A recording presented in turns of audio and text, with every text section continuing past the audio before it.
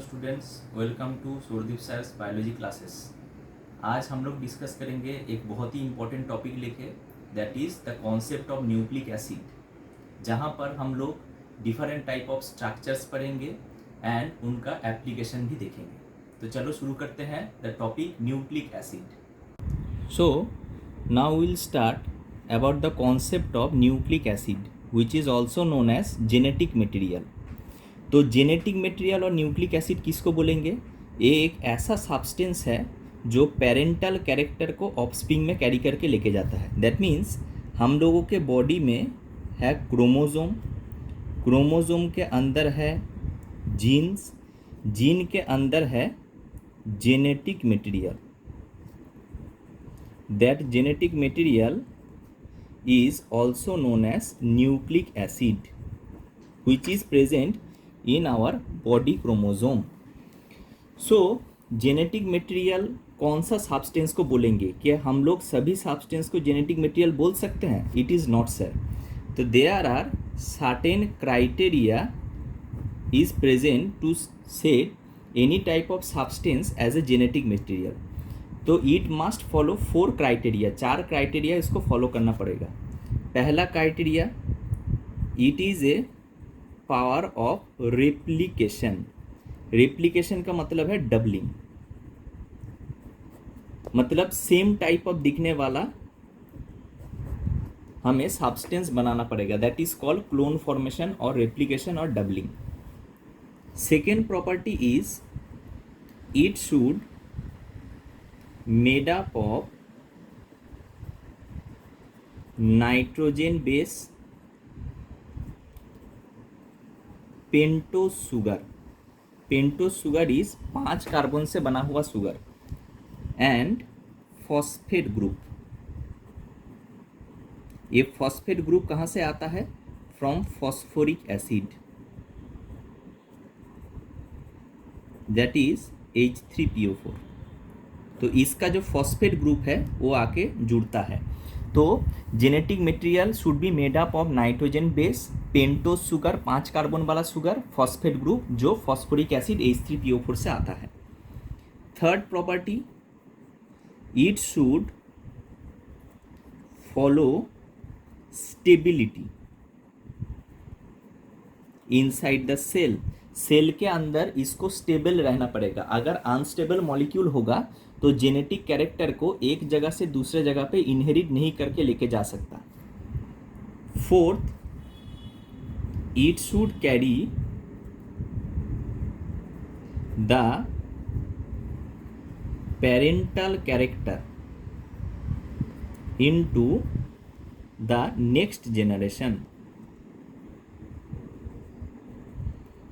तो parental character को एक जनरेशन से दूसरे जनरेशन में, मतलब पापा और मम्मी का कैरेक्टर को अपना ऑफस्प्रिंग में कैरी करके लेके जाता है जेनेटिक मटेरियल। तो अगर सब्सटेंस ये 4 क्राइटेरिया फॉलो करेगा तभी उस सब्सटेंस को हम लोग बोलेंगे न्यूक्लिक एसिड और जेनेटिक मटेरियल। तो न्यूक्लिक एसिड इसका 2 यूनिट है। If we classified nucleic acid, it should be categorised into 2 unit. One is called nucleoside, another one is called nucleotide. What is the basic difference between nucleoside and nucleotide? तो nucleoside में क्या होता है? Pentose sugar and nitrogen base रहता है। Here no phosphate group is present, that's why it is basic in nature. Whereas nucleotide इसमें pentose sugar, nitrogen base plus phosphate group रहता है। Phosphate group is the acidic property, that's why it is acidic in nature. तो हम लोग simple भाषा में एक conclusion कर सकते हैं, that is nucleic acid is equal to nucleoside plus addition of phosphate. तो न्यूक्लियोसाइड के साथ अगर हम फॉस्फेट ऐड कर देंगे तो ऑटोमेटिकली ये एसिडिक प्रॉपर्टी शो करेगा, तभी उसको हम लोग बोलेंगे न्यूक्लिक एसिड। एंड इस न्यूक्लिक एसिड का एग्जाम्पल है DNA and RNA. That's why DNA and RNA are also known as the genetic material. तो ये था basic property. Now we will discuss about the concept of nitrogen bases, जो एक important component है nucleic acid का. तो nitrogen base can be categorised into two type. One is called purine, another one is known as pyrimidine. तो अभी हम लोगों को जानना पड़ेगा कि प्यूरिन एंड पिरिमिडिन के अंदर डिफरेंस क्या क्या है. सो प्यूरिन एंड पिरिमिडिन के अंदर बेसिक स्ट्रक्चरल डिफरेंस हमें समझना पड़ेगा. पहला डिफरेंस क्या है, देखो. प्यूरिन एंड पिरिमिडिन में क्या है कि heterocyclic ring is present. One is 6 membered, another one is 5 membered. तो दोनों सेम टाइप का रिंग नहीं है, both are heterocyclic ring. And total nitrogen atom कितना रहेगा, 4. 1 2 3 4. तो it is a heterocyclic ring, heterocyclic aromatic ring where 4 nitrogen atom is present. Whereas in case of pyrimidine it is a homocyclic ring, एक ही ring रहेगा जहाँ पर 2 nitrogen atom हमें देखने को मिलेगा. तो here 2 nitrogen atom is present. तो this is the basic difference between purine and pyrimidine. इसमें 4 nitrogen atom, heterocyclic aromatic ring, it is 1 cycle, 2 nitrogen atom is present. Purine का 2 भाई है, एडेनाइन एंड गुआनाइन, जिसको हम ए एंड जी से represent करते हैं. तो मैंने यहाँ पर स्ट्रक्चर भी ड्रॉ किया है एडेनाइन एंड गुआनाइन का. Structure is very very important. Second one is the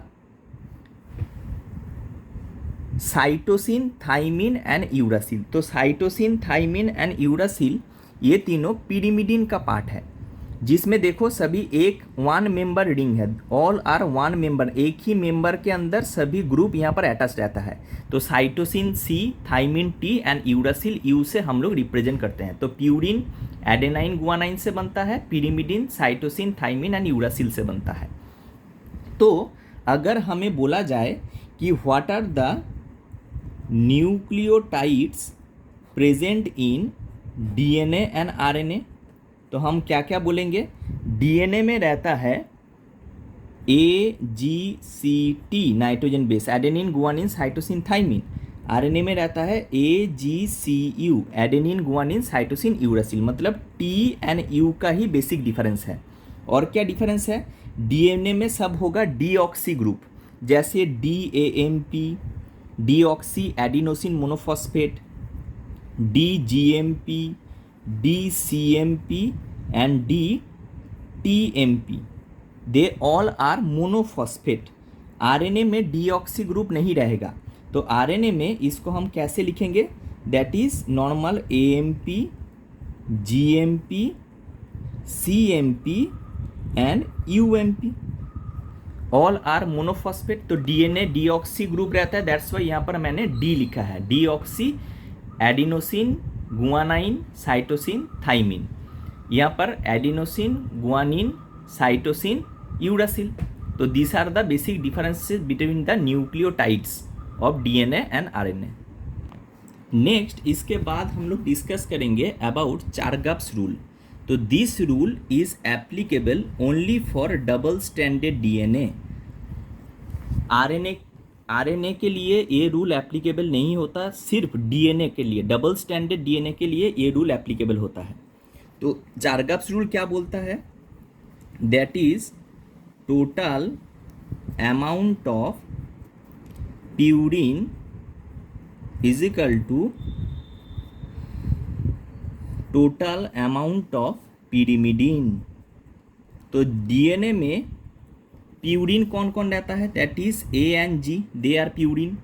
pyrimidine कौन कौन रहता है डीएनए में, C+T, बिकॉज डीएनए में यूरासिल नहीं होता. तो हम लोग क्या बोलेंगे, A+G is equal to C+T. That means A+G by C+T is equal to 1.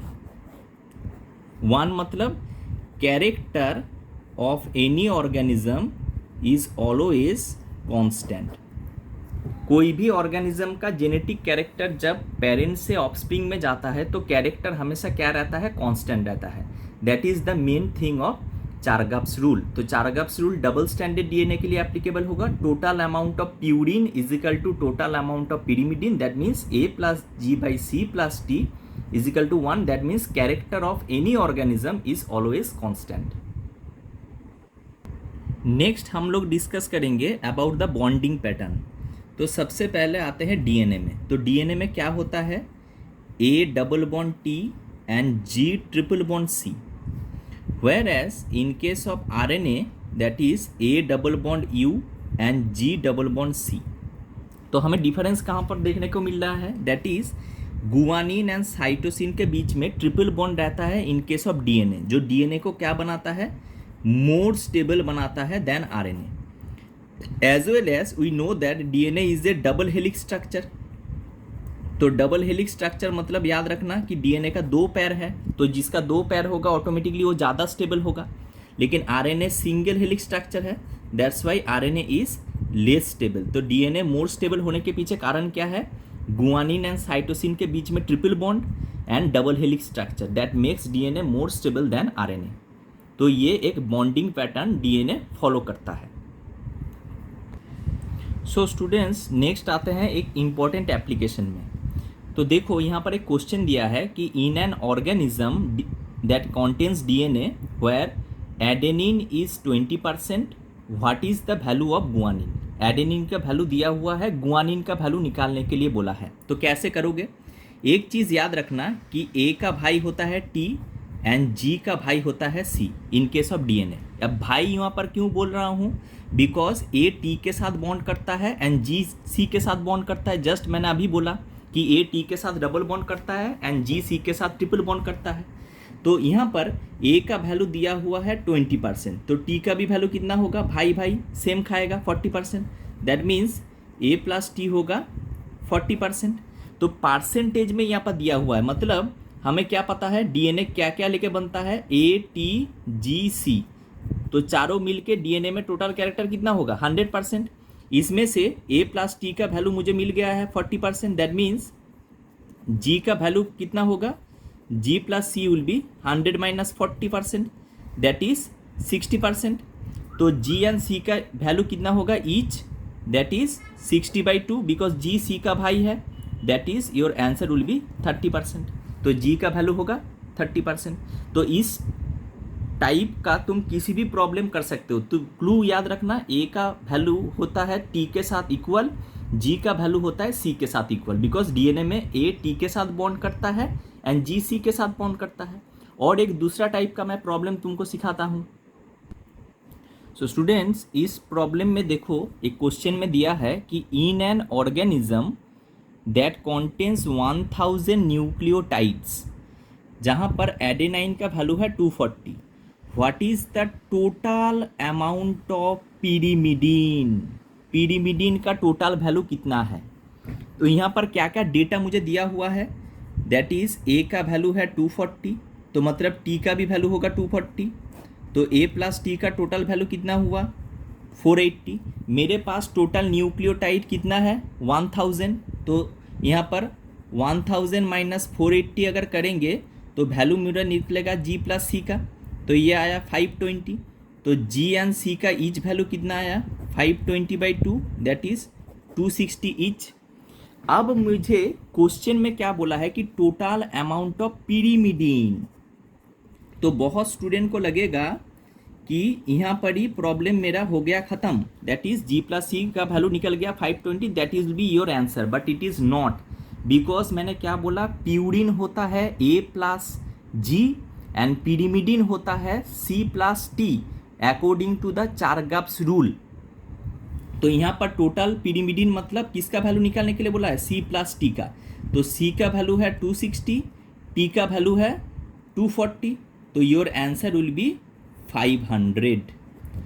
अगर मुझे क्वेश्चन में बोलता कि टोटल अमाउंट ऑफ प्यूरिन कितना होगा, तो मैं क्या करता, प्यूरिन क्या क्या होता है, दैट इज ए प्लस जी, तो ए का वैल्यू प्लस जी का वैल्यू कर देता, तो मुझे प्यूरिन का वैल्यू निकल जाता। तो इस टाइप का क्वेश्चन अगर तुम्हारे सामने आता है तो प्यूरिन या पीरिमिडीन बोला है, you have to remember that, then apply the formula. तो होप तुम्हें सबको समझ में आ गया है कि न्यूक्लिक एसिड क्या होता है, चारगाप्स रूल क्या होता है, न्यूक्लिक एसिड का एप्लीकेशन किस टाइप का होता है। हमने देखा, मैंने कुछ प्रॉब्लम भी करवाया तो ये है वीडियो का पार्ट 1। पार्ट 2 में हम लोग डिस्कस करेंगे डीएनए डबल हेलिक्स स्ट्रक्चर लेके। तो मिलते हैं नेक्स्ट वीडियो में। काइंडली वीडियो को लाइक करना, शेयर करना और कमेंट करना।